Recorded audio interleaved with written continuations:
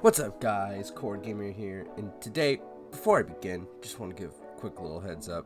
I'm sounding a little stuffy today, so if, normal audio quality isn't up to normal expertise, my apologies. I'm trying to get better here. But today, real discussion is about Tom Clancy's Rainbow Six Siege, the glowing star of Ubisoft's creations, the black hole of my Steam library.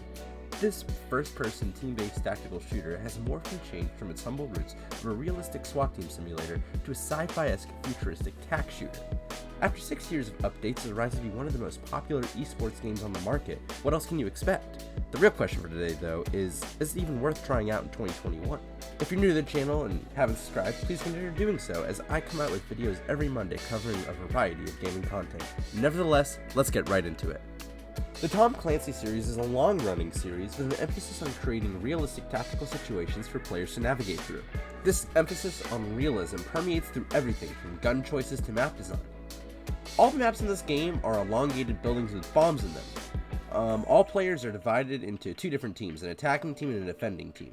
The attacker's goal is to charge the building and either plant the diffuser or kill all the defenders.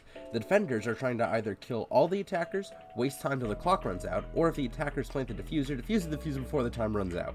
Classic, stereotypical tac shooter shit. With each round being 3 minutes, the game at times feels like a car with a broken steering wheel rolling down a steep hill. In the beginning, the round feels pretty slow, but as the timer goes on, the round picks up in momentum until the bullets start flying, bodies start dropping, and there's no breaks. However, this entry in the Tom Clancy series is unique in the fact that the whole focus of the game is the multiplayer. There is no story, no real single-player mode. It is solely about shooting up others online and pissing off all the 12-year-olds with your special head glitch you learned from some random pro on TikTok 30 seconds beforehand. While tac shooters have been around for a while, Siege innovates and is unique in the tactile genre in several ways. The emphasis in this game is teamwork, information, and destruction, with information being a key aspect that sets this game apart from others. The defending and attacking team have access to different operators. The attacking operators have gadget and utilities that help them blow through walls, find where the enemy operators are, and the like. And the defense has operators that sets lots of traps or gadgets that are designed to waste time, destroy the attackers' gadgets, or even trap and kill the attackers. In order to effectively win, players must work together with other teammates to take map control, get kills, or just open walls up. The map design in this game makes Siege almost the battlefront of tactical shooters, as most walls and floors in this game can be shot at, shot through, or even blown up, making any defensive hold or attacking rush different and unique for each time you play. This also allows a lot of creativity, or tacticalness, when you attack or defend. When a round starts, it's about a 45-second prep phase. The defenders are able to set up their defenses, and the attackers use these little drones on wheels to drive around the map and to see the defenders' defenses. These protectors of the building and bomb sites, however, have access to cameras that are all around the said building that can help them know where the mean-spirited aggressors are attacking from. Another unique mechanic to the game is that a headshot from any gun, no matter the range or health of your enemy, or teammate for that matter, is an instant kill. This game mechanic kind of plays into the whole quickness of the action, as gunfights can be over with 4 bullets or with one well-placed shot. It also puts all the operators onto this kind of weird, even playing field where even the operators that are considered quote-unquote bad can still be used even in the professional scene. Besides all the minute bugs and audio glitches that are in the game that affect the upper echelon of Sadge, this game is the perfect competitive shooter experience. However, there's a couple huge downsides to Siege. First, it's perfect only competitively. What Siege does right in fostering a sweaty game, they lack in allowing a casual facet of this game to develop.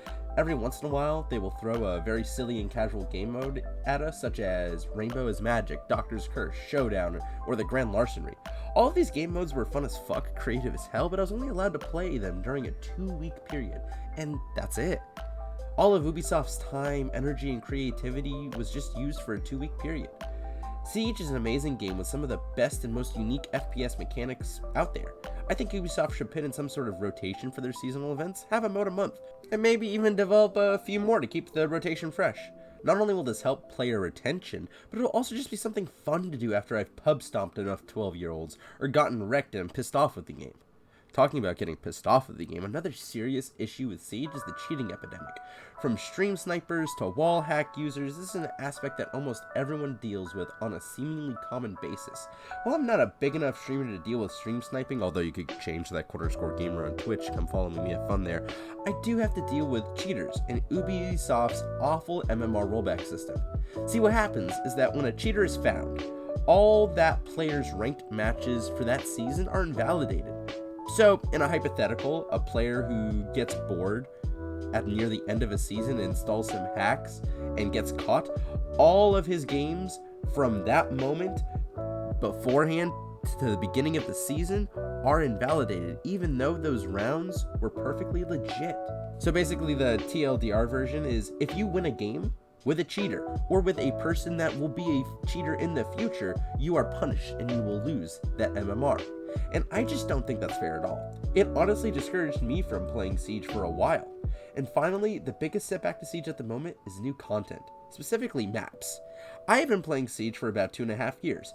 I started playing during the Burnt Horizon season, which introduced the map Outback in Operators Mozzie and Gridlock. Outback is the newest map that's been added to Siege. While there has been a few reworked and changed up maps, during my 2-year playtime, not a single new original map has been added. Also, with Ubisoft switching from releasing 2 operators to 1 operator per 3 months, Siege's new content has slowed down drastically. I hope that with some better anti-cheat, some new maps, or content of some sort, Siege can and will get better. Now, all that's well and good, but to answer the real question, for the average Joe out there, is it worth getting into Siege 6 years later? Even with all the aforementioned problems with the game, if you are a fan of first-person shooters and are wanting and desiring a challenging game, I would ask you one question. What are you waiting for? Siege really isn't like the other shooters. It offers such a unique and challenging experience that no matter how pissed I get at a match, I always come back. Those moments where that one noise cue gave you the upper hand, or where that one rotate you made 2 minutes ago provided an off angle to completely throw off the attacker's push, or that one moment where insert blank Siege game mechanic changed the outcome of the round. Siege is obviously a very special game. It's not often a game like this survives 6 years, especially with all the ups and downs it's had. I wholeheartedly suggest you pick up this game. Just make sure you boot up this game with an experienced friend or two to help you figure out the mechanics of this game out. It'll help you get through the noob hell this game has. But that's going to be it for this video today, guys. Thank you so much for watching. If there are any topics that you would like for me to cover, please put them down in the comments. And your idea just may become a video one day. If you made it this far, please hit that red subscribe button, as I produce videos every Monday. With all that being said, this concludes for my video today. I'm Cord Gamer, and I'll see you next time.